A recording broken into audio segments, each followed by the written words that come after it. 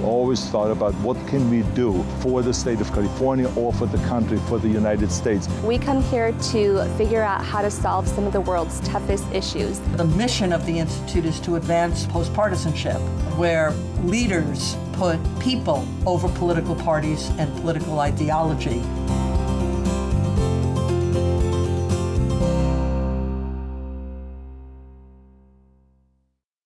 Thank you all so much for coming out to this afternoon's event. We are extremely excited to be here with all of you. My name is Alia Bathia, and I'm the Executive Director of the Environmental Student Assembly, one of the co-sponsors of this event, along with the Schwarzenegger Institute.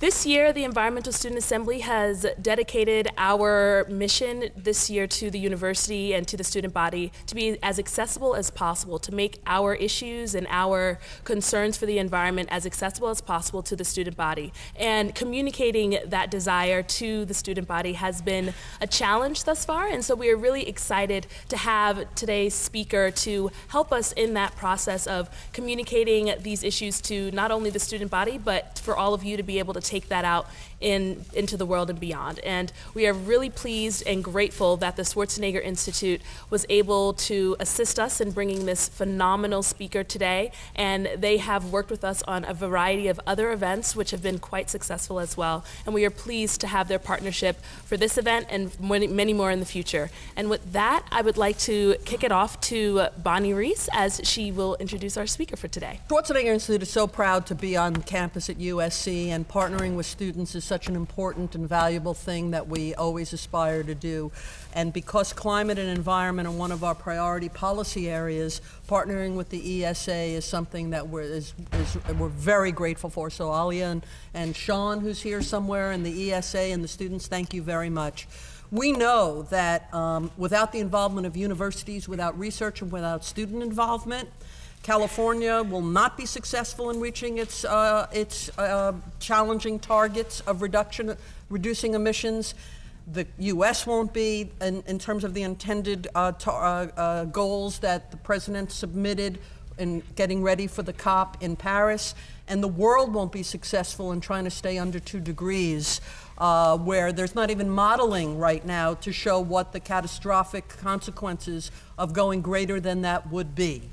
So today's speaker, as important, and it is important, I mean, whether we're looking at transportation or housing or renewable energy or waste or food management, all the issues that are relevant to addressing climate change, we will not be successful. Equally as important as those issues is how we communicate to move people, how they think, and how they behave. And that's what today's speaker is focused on.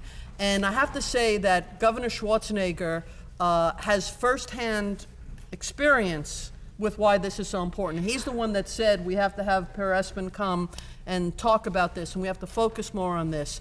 Because as governor, he was well aware of what you needed to do to move voters and to move policymakers. For example, we're well known in California for AB 32, our landmark Global Warming Solutions Act. So I won't even get into the stories of what it took to pass that and the opposition to it. But once it was passed, oil money came in, got signatures to do a ballot initiative to try to do away with AB 32.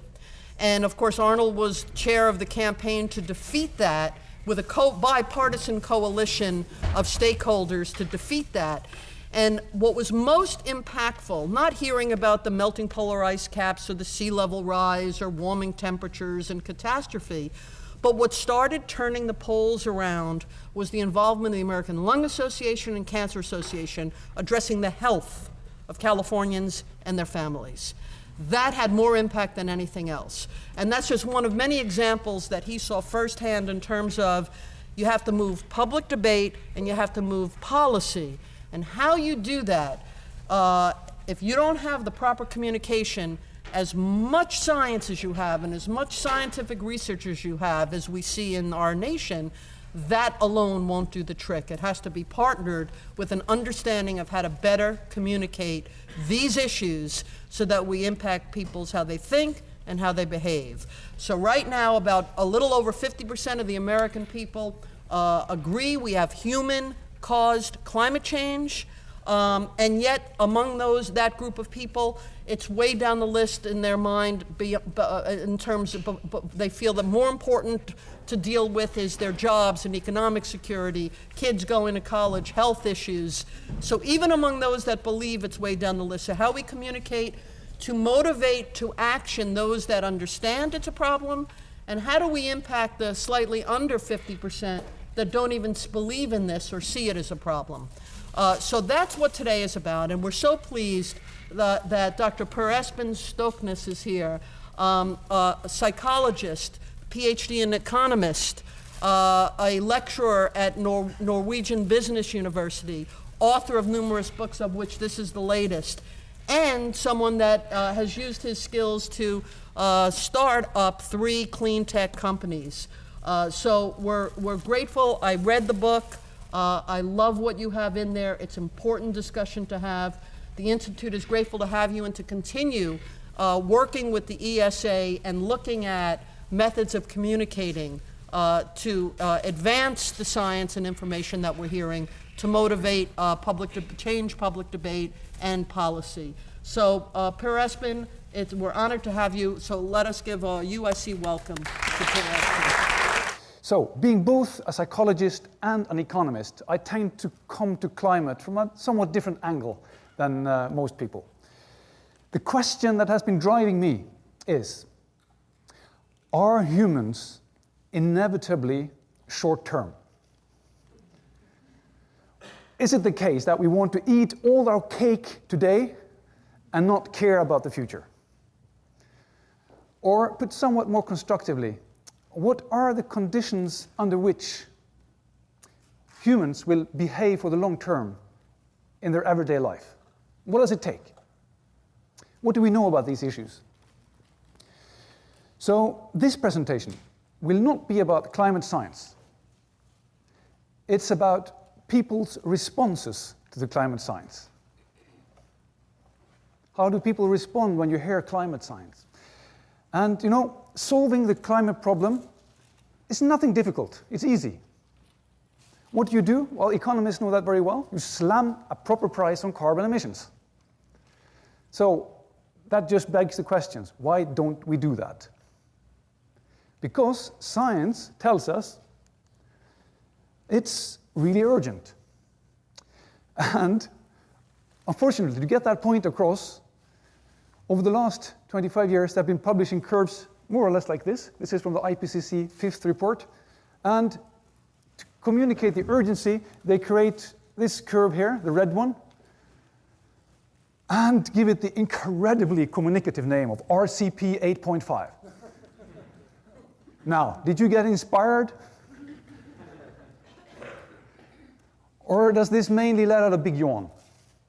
So we now have very good social science studies that look what has the impact been over repeating and repeating this curve again and again over the last 25 years. And what has the effect been? Has people taken it to heart? Well, as you can see, back in 1989, almost 7 out of 10 Americans were very or somewhat concerned about climate change. And then with 30,000 articles and 5 IPCC reports, look at the effect on the average concern. So we're down towards 5 out of 10,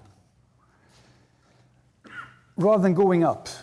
And internationally, something strange is happening, because this doesn't really apply to the whole world. It seems to be peculiar to Western, richer democracies. So countries such as China and Asia and others in Latin America have very high levels of agreement that it is human-caused and serious, while those leading the pack at disagreeing is the US, Australia, and Great Britain.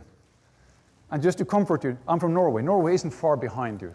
But we weren't in that graph, luckily for some. But we have other graphs showing more or less the same. So how can that be? Why is it that the more certainty we have, the less concern? How can it be that the more science is clear, the less people feel inclined to do something. This is what I call the psychological climate paradox. More certainty, less concern. To explain it, I wrote this book because there's now about 300 or 400 articles. It's a social science field there studying the psychology and the sociology of climate change perceptions. And what I did was to review those 300 or 400 articles and condense them into 5 main barriers and then 5 solutions that we know actually work. And these are the ones I'm going to share with you in my next 16 minutes or so.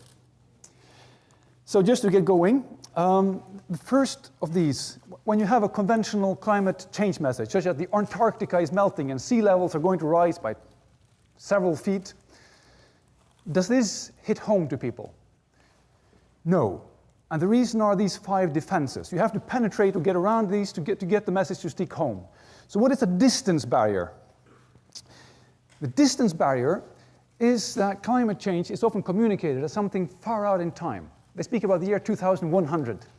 But honestly, guys, when did you last make a decision for the next century in your everyday life?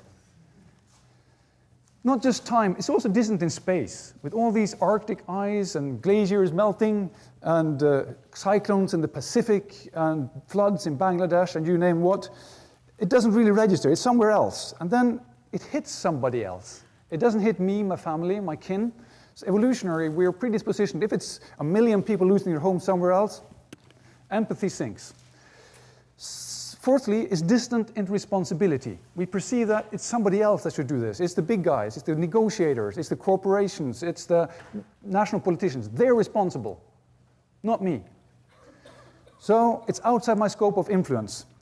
To sum this up, research has established that climate change as an issue suffers from a psychological distancing. So the sense of urgency goes down because of the distance, and the importance of the issue comes typically 14 out of 15 issues if you poll people, as Bonnie mentioned. Secondly, if you manage to say now climate change is here, it's now, there are droughts, there are wildfires, there's flash flooding, and people experience it, is that enough? Well, paradoxically enough, it's not always. The problem is that there is this doom barrier. And what's the doom barrier? Well, studies have shown that more than 80% of all discussions of climate change is within the framing of catastrophe. So in the beginning it worked. Back in 1989 it worked. But then we started to habituate after too much doom. So we got what I call apocalypse fatigue. I can't do another apocalypse today, you know. I have more important stuff to think about. So first we habituate, and then we start to avoid the subtopic. We switch channels, we read something else. And then finally we start to stereotype the messengers. So if you have here the classical environmentalist or global climate change activist coming out, what you hear them saying, it doesn't matter what they say, but they say actually save the planet, humans are a pest, go kill yourself. That's some of the underlying problem with the doomsday catastrophe framing. So if you pass the distance barrier and the doom barrier, the next you crash into is a dissonance barrier. And what's the dissonance? Very simply, it is when what you do conflicts with what you know. There's no match between knowledge and action. So if this is me, I'm driving a car. I took the plane here from Norway, paradoxically, to speak about climate change.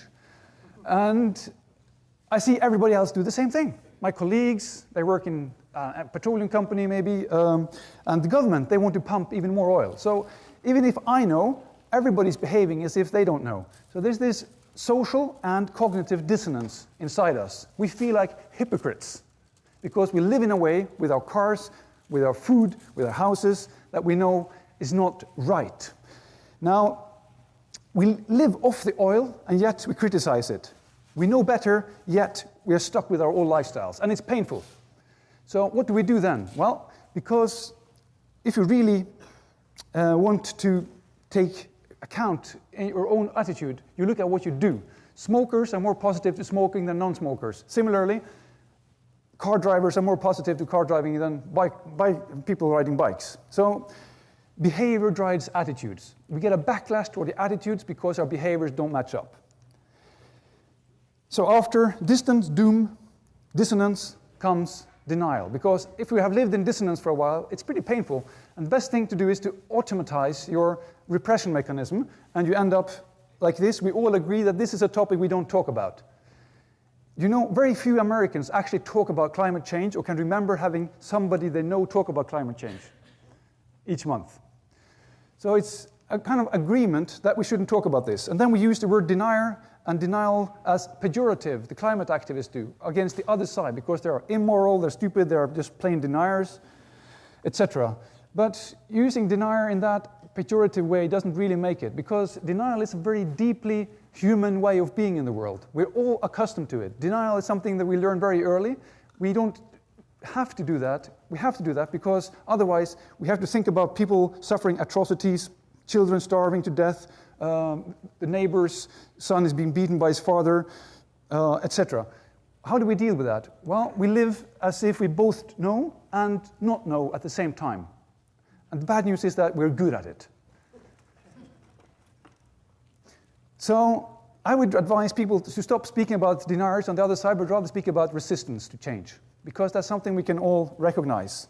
Now, who can take to heart that a young child born today, maybe your child, when he or she gets old, she will live in a world that's maybe warmer than in the last 3 million years, and we did it. So we're running this huge experiment on our planet, and then I can recognize this in myself. I prefer to live as if I don't remember that all the time. And finally, if I pass that hurdle, I'm up against the political and identity issues of this matter. So some people have started to exploit this human propensity for denial and use that as a way to reinforce the social contract, which was a very smart thing to do. So when this guy says this, the alarmists on global warming got a problem because the science doesn't back them up. This has nothing to do with the factual science. It's all to do with maintaining a social contract. Can you imagine what would have happened to his social network if he suddenly came out and said, global warming is the gravest threat we're up against? He would lose all his sponsors, all his friends, all his network within a few days. This means we should be aware that identity overrides knowledge. This curve shows this very well. It's done by Yale.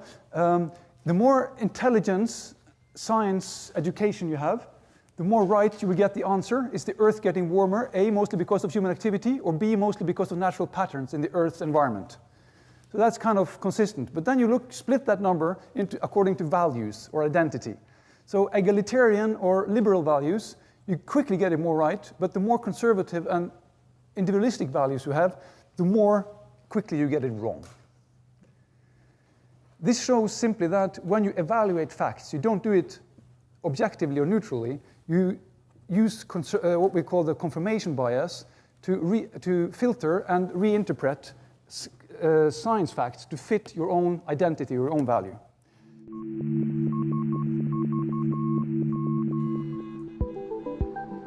Science is a field of amazingly diverse skeptics. Surprisingly, 97% of researchers agree that human activity is causing global warming. On the other hand, public opinion is closer to a 50-50 split. Why is there a difference? The key to understanding this involves how climate change is being communicated to the public. Currently, most climate communication speaks directly to the head, our rational mind, while ignoring the heart, our feelings and imagination. Surveys show that the more facts we receive about the climate crisis, the less we seem to care about the issue. Why is that? Psychologist Espen Stoknes has been investigating this paradox for years. He's uncovered some of the secret forces that prevent us from taking action on climate change. Together, let's explore the secrets of the psyche. Our minds are comprised of two main cognitive systems: the fast system, which is primal and based on gut reactions, and the slow system, based upon the rational and logical. Most climate communications are directed to the slow system, our rational mind, and rely too heavily upon facts and data. We need to reframe our messaging to speak to the rational and emotional, the head and the heart. Effective communication activates the whole person, not just by using information, but by telling stories that awaken every part of our psychology. If these ideas sound familiar, it's because marketers and politicians have been using them for decades to sell products and to win elections. But the climate crisis is more complex than a consumer product. It activates a series of psychological barriers that many of us fail to recognize. What is especially fascinating about Per Espen's research is that he's uncovered 5 barriers that are preventing us from taking action on climate change. Let's take a closer look. Conventional climate communication creates distance between the audience and the crisis. The framing of doom and gloom creates fear, guilt, and avoidance of the issues. There is dissonance between how we feel about climate change and how we behave in everyday life. To get rid of blame and guilt, we sometimes deny there's even a problem. And lastly, our limited sense of self-identity has made climate change a political issue when it's actually not.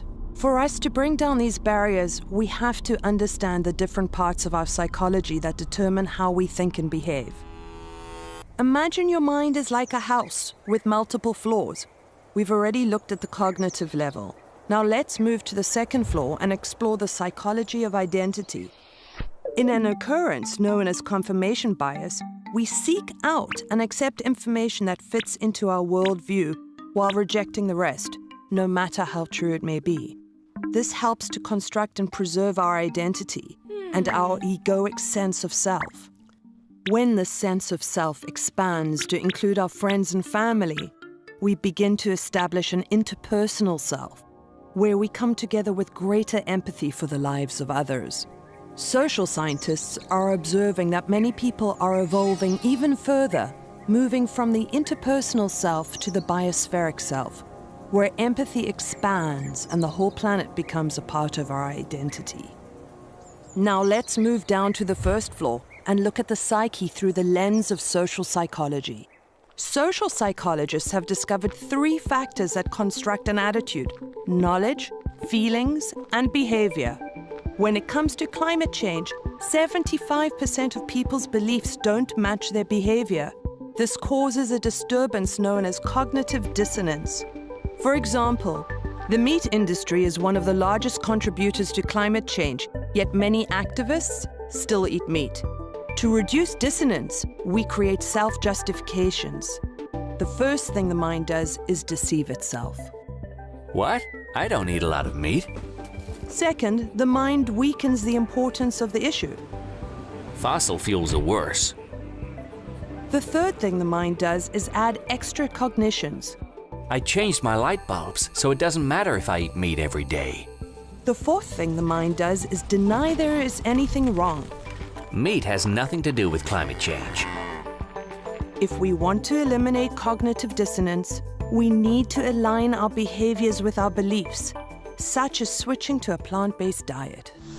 Now let's go below the surface and look at our psyche through the lens of evolutionary psychology and the 5 ancestral forces from our old mind that motivate behavior. Our ancient needs are coded into our genes, and although this is important to our survival, they often play out in irrational ways. Let's examine these 5 forces more closely. The first is self-interest. We have evolved to make decisions based upon our own self-interests, while often ignoring global concerns. For us to align our self-interests with the needs of the planet, we can do things like make electric vehicles more affordable. The next is status. The desire to have social status runs pretty deep. Companies like Tesla are making it super easy to have green status. Their cars look great and are better for the earth. Number 3 is social imitation. Because humans are social beings, we often imitate the behavior of those around us. The actions of one person can impact the lives of an entire community. Fourth, nature has programmed us to think short-term, which often prevents us from recognizing the long-term consequences of our actions. One way to solve this problem is for electric companies to supply green energy as a default, so our desires for instant gratification are met with long-term solutions. The last ancestral force involves how we perceive threats. Images of polar bears, as tragic as they may be, are too removed from our daily lives and do little to convince people of the immediate threats of climate change.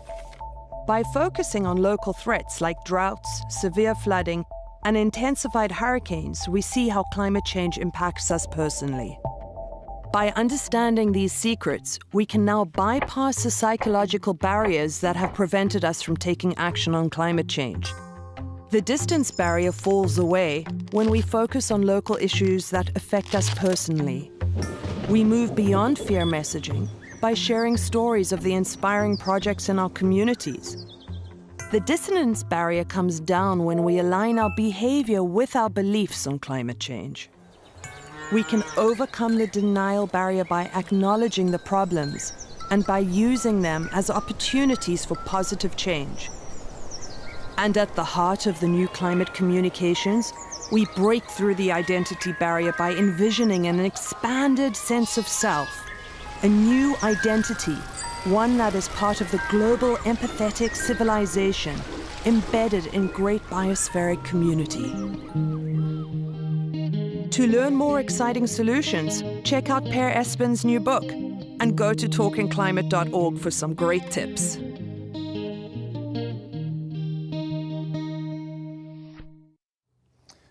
So now I want to move forward to the solutions. If this is well documented by the psychology and sociology scientists, what can we do? What have they also said that helps us bypass these? So first thing, we have enough reports. To keep pushing the data and information doesn't make a dent. It's what we call a falsified hypothesis of information deficit. People have knowledge if they want to use it. What we do need is a new toolbox for climate communications that is evidence-based. So if we've been doing for 25 years climate communications in a way that doesn't really work, we do need to do what does work. So do something else. And then I've visualized this as terms of the 5 S's, or 5 solutions. It's the social, simple, supportive, stories, and signals. So let me walk you through them briefly. First, social. We have to make climate science a social topic. How do we do that? Well, first, we cross out the glaciers and the polar bears. Sorry, they're nice, but you know. And then we use social norms in our communications. We use social media. We localize the issue. We talk about the here, not about the Arctic. And then we introduce flow and glow and competition into it. Let me show you how. If one house in a neighborhood gets a rooftop solar panel, studies show that the likelihood of the neighboring houses also getting a solar panel is an order of magnitude higher.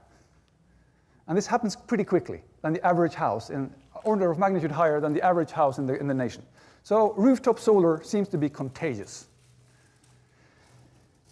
Secondly, in order to tease out the motivations for people for actually doing something, a professor of marketing psychology, Bob Cialdini, did a series of tests where he analyzed more than 1,000 households into 4 groups. The first group were asked, you should conserve power for the sake of sustainability, and it's good for the earth. The second group were told, you should conserve power because it's good for your children and your grandchildren.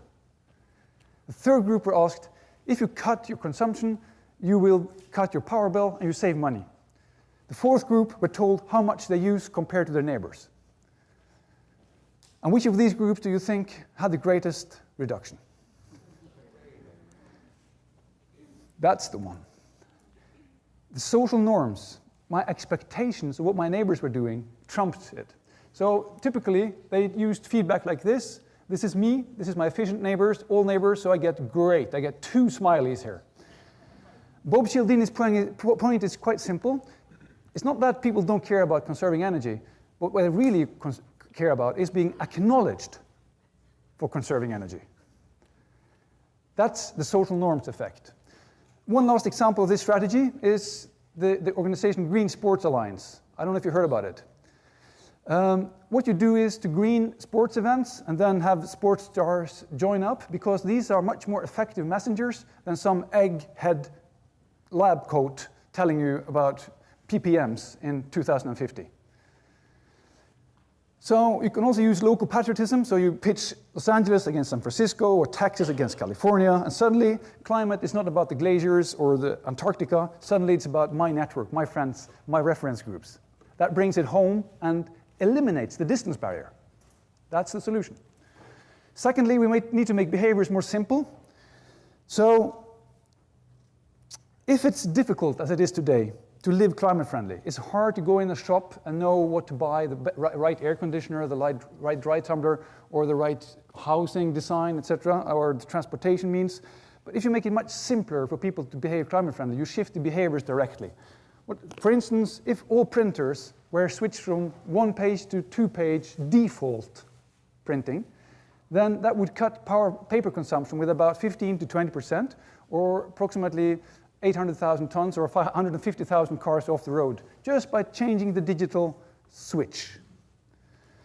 Another nudge, as this is called, behavioral nudges from behavioral economics, that you could do or think about, introduce, is each time you buy yourself an airplane ticket, such as this United Airlines form, and you have to go through several forms in order to get to the payment page, etc.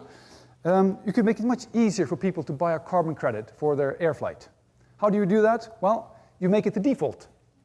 So what you can't see, because I put it in with small fonts, is this little point here, which it says, check here to not pay carbon credits, at the bottom of the fourth page. That would probably switch it around from less than 1% to more than 60%, according to comparable psychological studies. Now, the point with nudges is that they shift behavior, and by shifting behavior, you change the attitude because you're reducing the dissonance, and that increases public support for climate policy. Thirdly, supportive framing.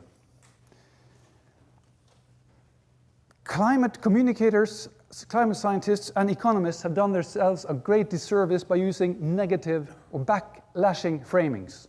For instance, the catastrophe framing I told you about, but also because it's been discussed as very costly. So even people who then have to fight against it and say it's not costly, that still activates the linguistic framing of cost.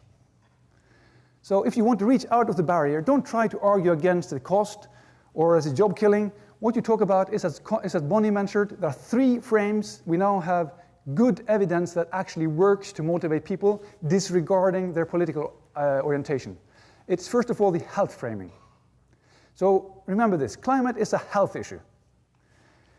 With increasing temperatures come increasing pollen and increasing pollen allergies, more asthmas, more heat-related stresses, more waterborne diseases, more airborne diseases.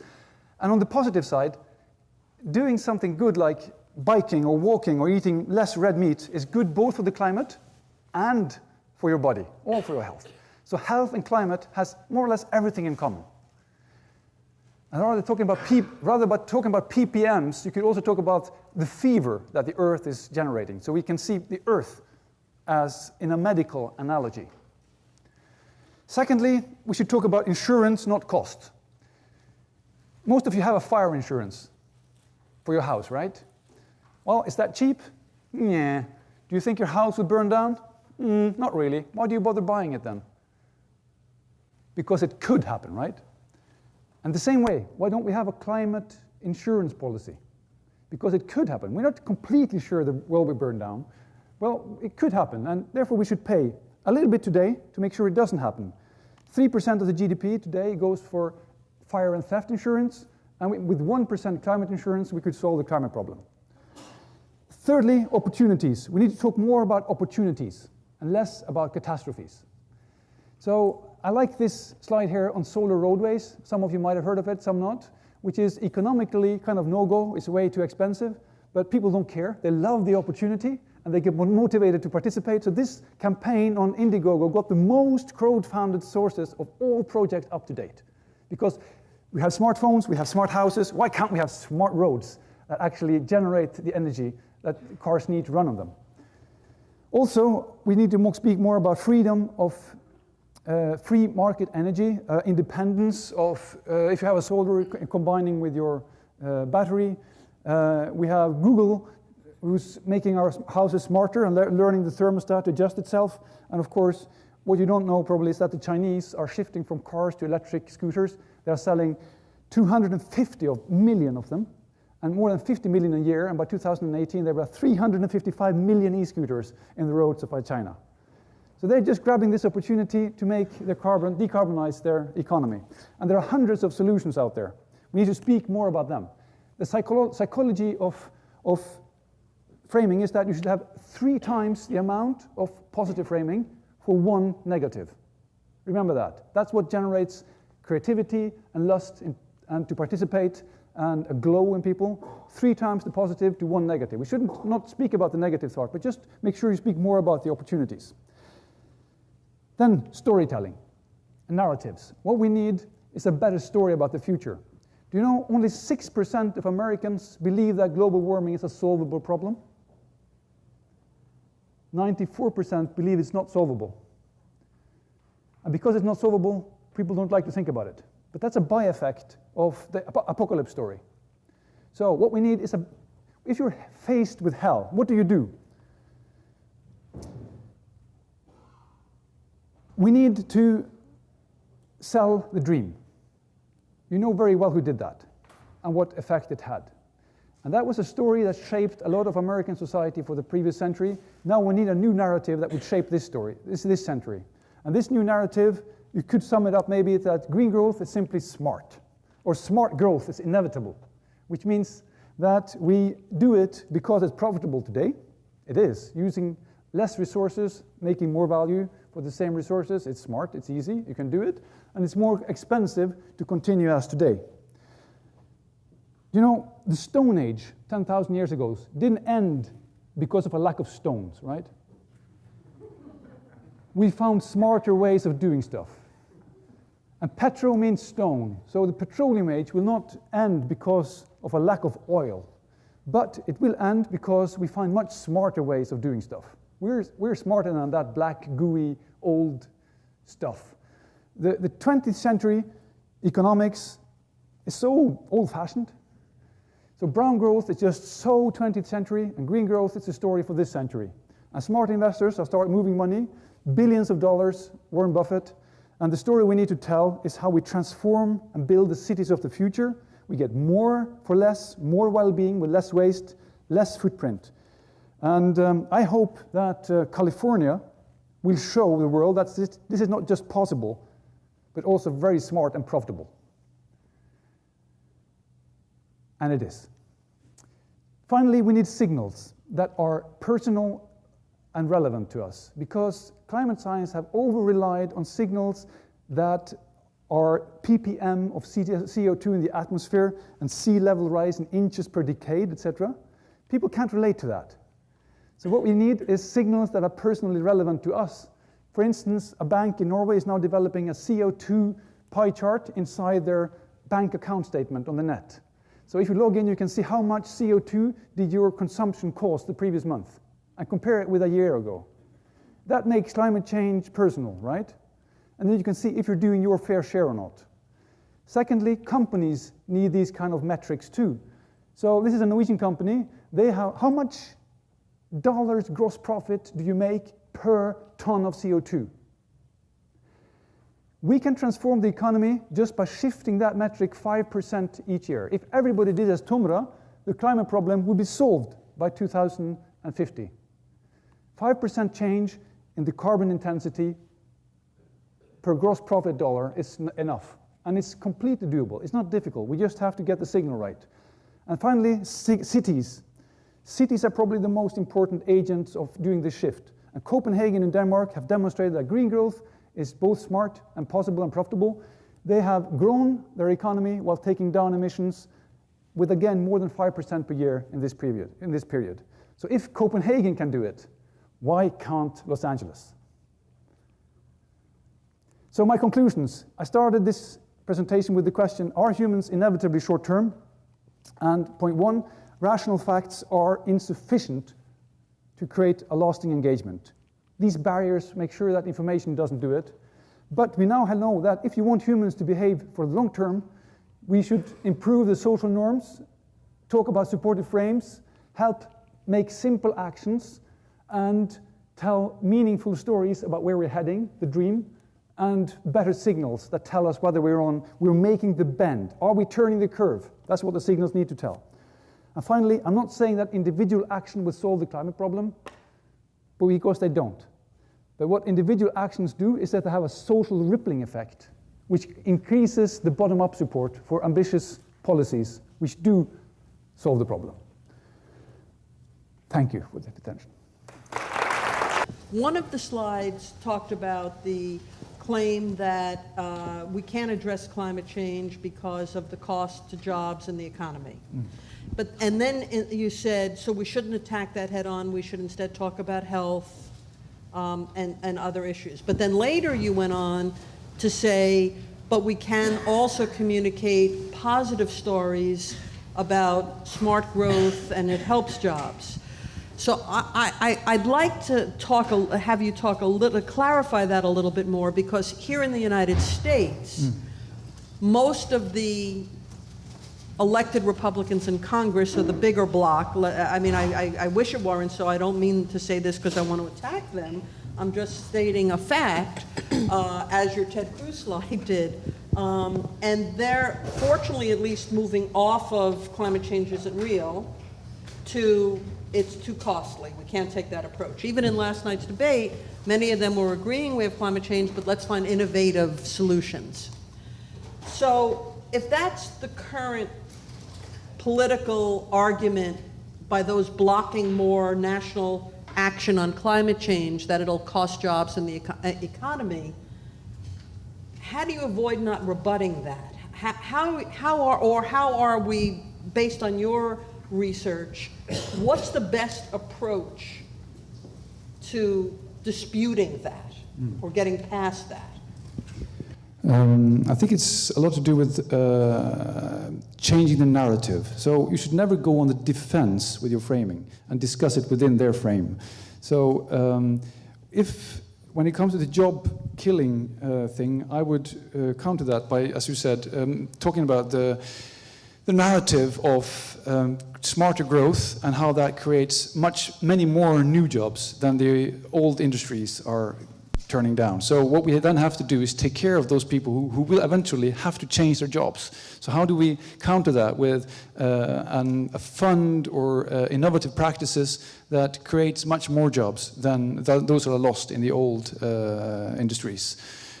So staying within the frames of health, it's an insurance issue, and also that there are lots of opportunities there. What is known, for instance, is that for each megawatt of installed capacity or saved capacity in terms of energy efficiency, the renewables industries create typically 10 times the amount of jobs than the petroleum industries do.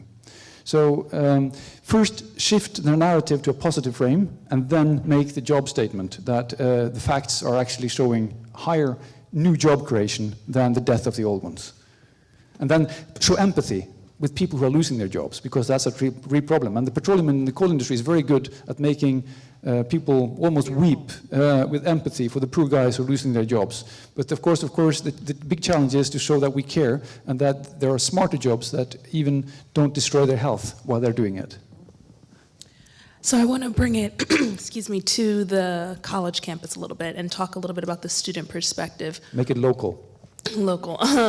We are surrounded by our social norms and our social groups on a daily basis. And so students who are part of organizations or in majors that don't really lend themselves to caring, I guess you could say, about environmentalism or climate change, that is being perpetuated on a daily basis while being in the college environment. How can we as individuals who are aware and want to change that narrative, how can we really reach those individuals? Is it using buzzwords like smart this, smart that? You said smart so many times during your presentation. I feel like that is the buzzword we need to be using, or is that the way to do it? What should we be doing in terms of our approach? We know that missionizing or becoming a missioner in terms of global climate change or environment, doesn't feel very attractive or sexy unless to the choir. So how do we couple that? Well, simple actions is a good way to start. So, for instance, if you have your cool electric bike and you take your helmet along into the auditorium, so people see you are biking today, without you making a big statement about it, that easily shifts the norms. And then I think we need, if in communications, what are the issues that the students really care about? So let's take dating or partying. Sorry, say again? Partying. Partying, etc. And then how can you, rather than trying to force the environment as a separate issue, bring it into the existing networks like Green Sports Alliance is doing?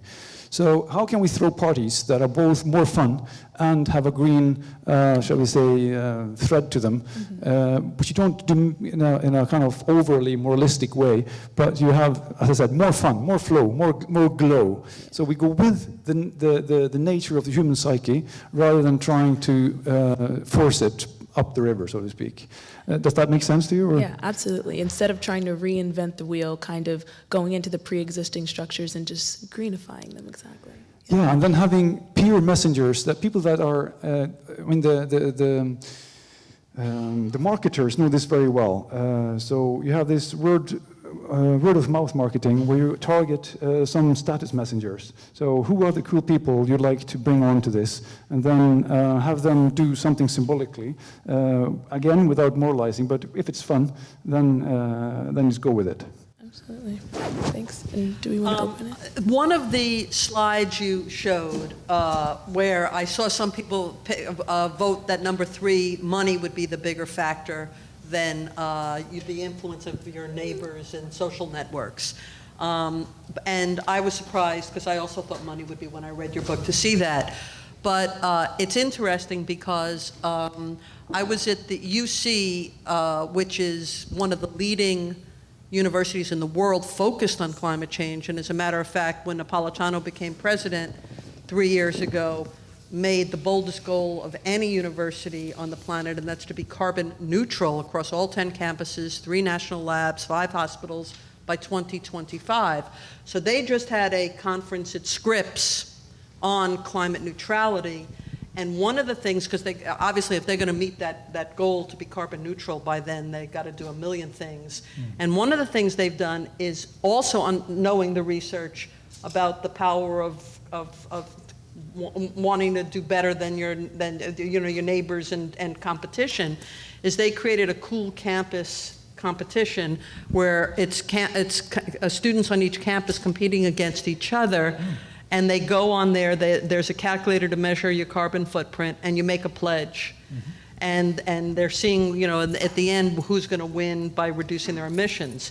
My question is, if you're on a campus where not a smaller percentage than you'd like of students are focused on this issue, would something like that work? Or how can, within USC, other than the parties, how can, at USC, the students that care about this use that aspect, a friendly competition?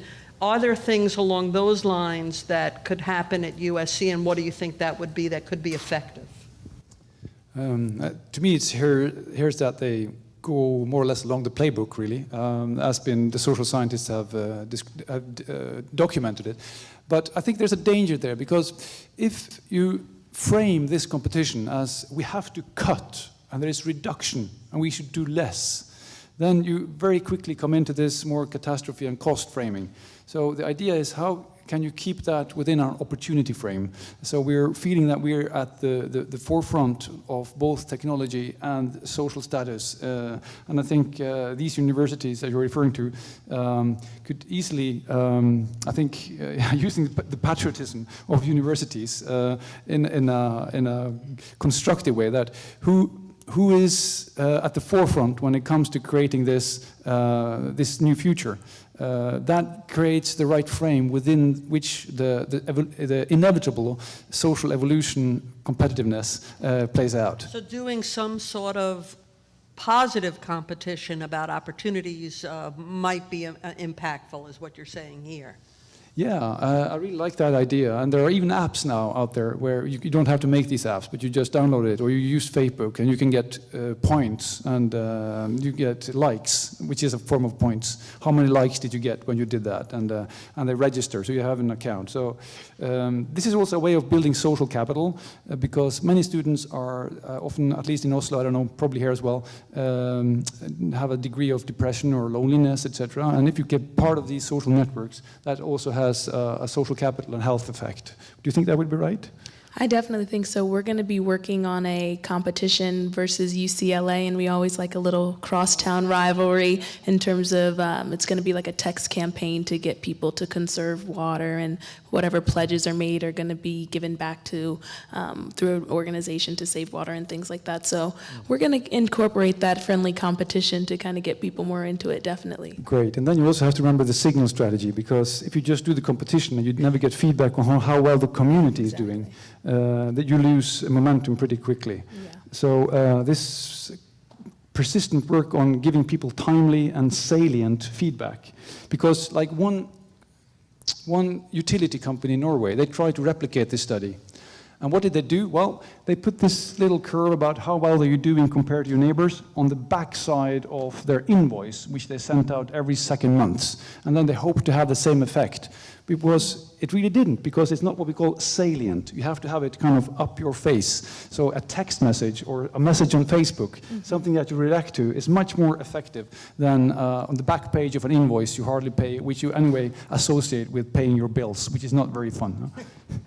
Do you feel like there's an element of oversaturation that can occur with that, though, if people are consistently being reminded through the most, consistent channels or daily channels of like Facebook and texting? Will it kind of just become just another thing and then they won't really care?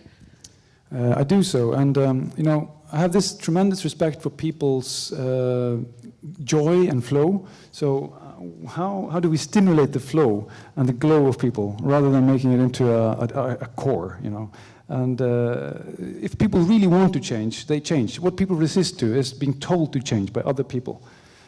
And we must be very aware of that, because otherwise we become a kind of green policing thing. And there's been too much of that pointing fingers. So people are very sensitive to being somehow blamed.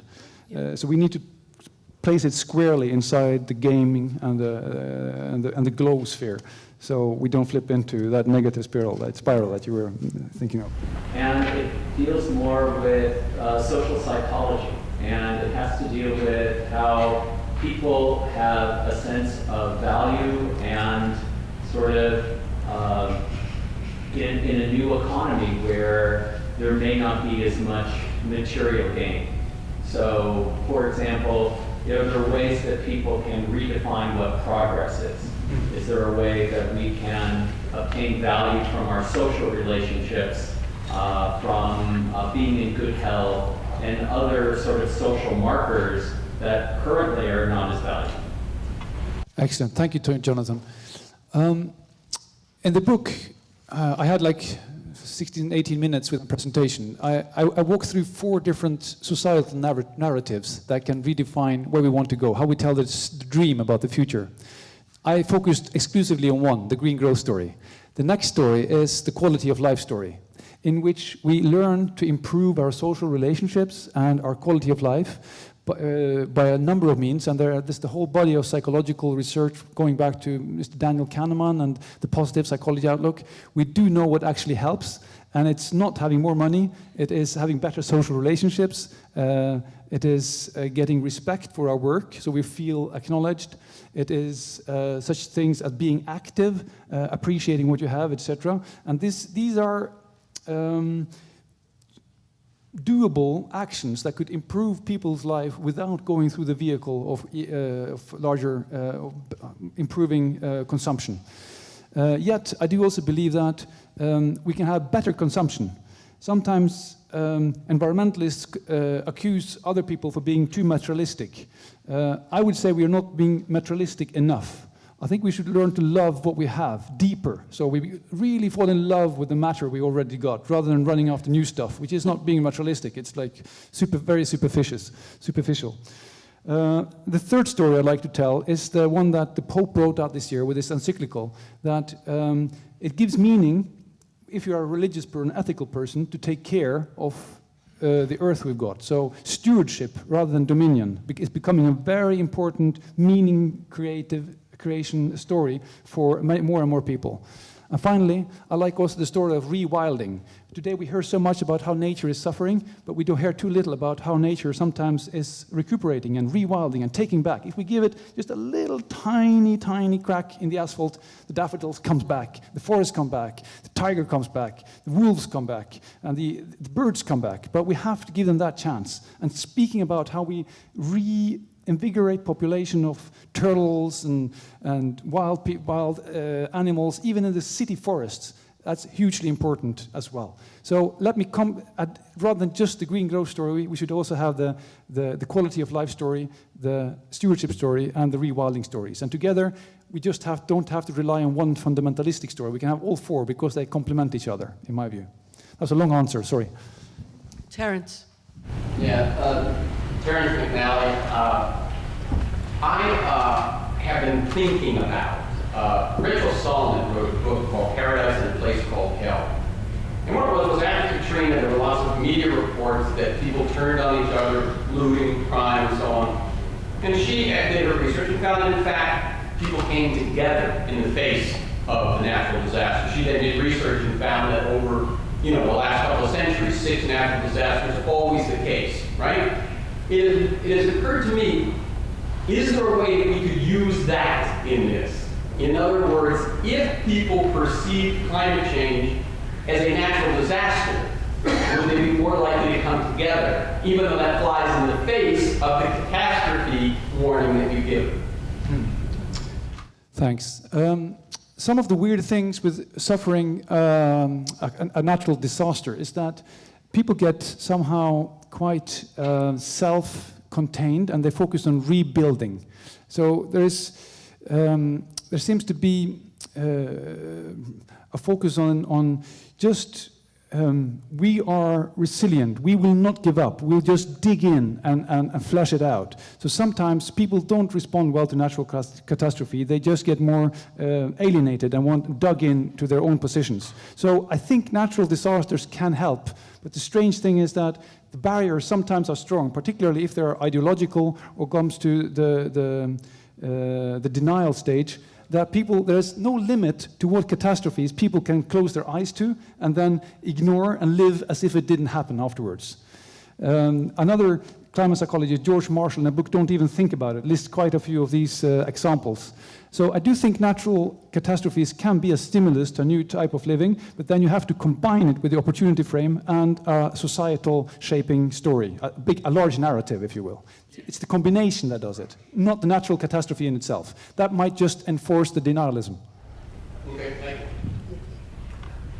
Hi, I really think the idea of, my name is Farrah Maris. I'm really eager to hear your thoughts on how we can take this message situation we're in. For example, in terms of decoupling, here in California under Governor Schwarzenegger, our economy continued to grow even as the amount of carbon consumption per dollar generated dropped. So that's an example of what you're talking about, the message of opportunity.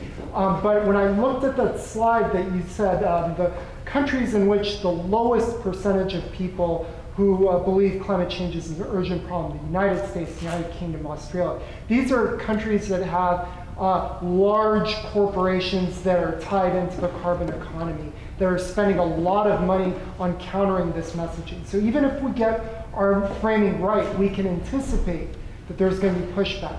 What do you think we can do in our situation here, anticipating the pushback we're going to get, to make sure that we can continue to get people excited, engaged, and not disempowered? Thanks so much. To be a little bit funny, I think one thing these three countries have in common is Rupert Murdoch. But apart from that, there is this free market ideology that seems to be a large statistically explaining factor in terms of the degree of refusing to acknowledge that climate change is human-made. So in order to answer that, how do we avoid the backlash? Because we know it's coming, as you said. And we do it by playing our game, not their game. So by sticking to nudges, for instance, we change the behavior. Because, you know, when it comes to the misinformation campaign, yes, there is a well-oiled misinformation campaign that's running out. But they are on the losing end, scientifically speaking. They have just very little brain power compared to the 30,000 scientists on the other side. So how come they, with so little brain power and so little facts, can win over the public? That's the paradox, right? The psychological paradox. And a large part of that is due to dissonance. Because if I stop believing, whatever that is, in climate change, then I can feel better about myself. The dissonance goes away. I can drive my car, I can fly, I can eat all the meat I want, and I can just do whatever I want. So there's a supply side and a demand side for doubt. And the point is, because of the dissonance, there is a demand side. If I believe that climate change is not happening, I can feel better about myself, or the dissonance goes down, right? But if we change the behavior, if we make it much more easier by default to be climate friendly, then the dissonance is solved in a constructive way. And if we have framings that go on in terms of we do this because it's a climate insurance policy, it's because it's a health issue, it's an opportunity, then those messages don't work any longer. Those messages only work as long as the framing is catastrophe, because the catastrophe creates dissonance. That strengthens the demand side. So we feel better if I start to doubt the climate messengers.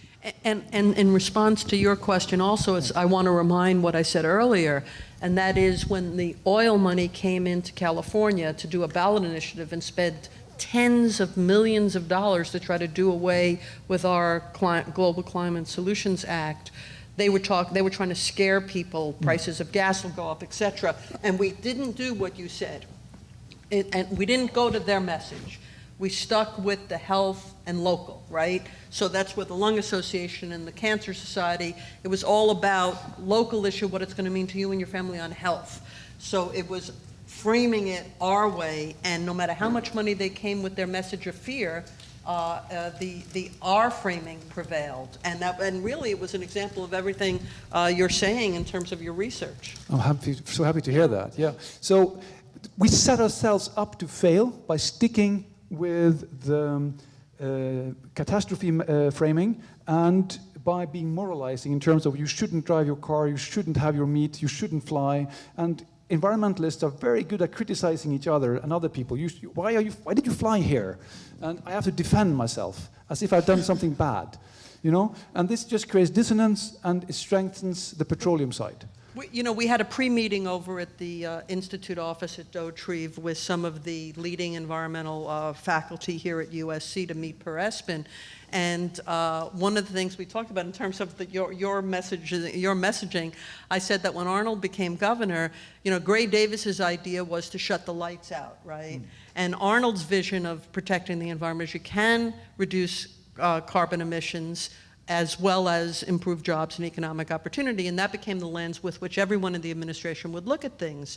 And I might be a Democrat, but it was a consciousness opening experience for me too, because I know some of my friends in the environmental movement just want to look at how do we reduce carbon, and they don't care about also thinking, but how do we do it in a way that's conscious of jobs and economic growth. And the other thing was, it's like Arnold said, even in the campaign before he even became governor, he goes, someone like me wouldn't be comfortable driving a Prius. So let me find some technology expert that can convert my Hummer. So, and now we have Teslas out there and everything, but that's all part of the storytelling is opportunity, not less, not sacrifice, And there are huge markets out there. I mean, imagine we are going to decarbonize and electrify the entire transport. Why isn't there a immense Tesla production or other car production in Los Angeles that outcompetes the San Francisco thing? Why, we know this is going to happen, so why can't it happen? Why can't Los Angeles drive it? That's the message I would like to leave here. I just want to say thank you very much to Per for coming here, and to the students for organizing this. Barney, thank you very much for organizing this. This is obviously a very, very important subject to us all, and especially to me. I think that what is so refreshing about your work is that it's new. It's a new way of looking at things. Because Einstein said, you know, doing the same thing over and over again and expecting different results is insanity. Or the last thing we want to be is insane. I don't want to be insane. And so this is why we always look for different ways and different approaches.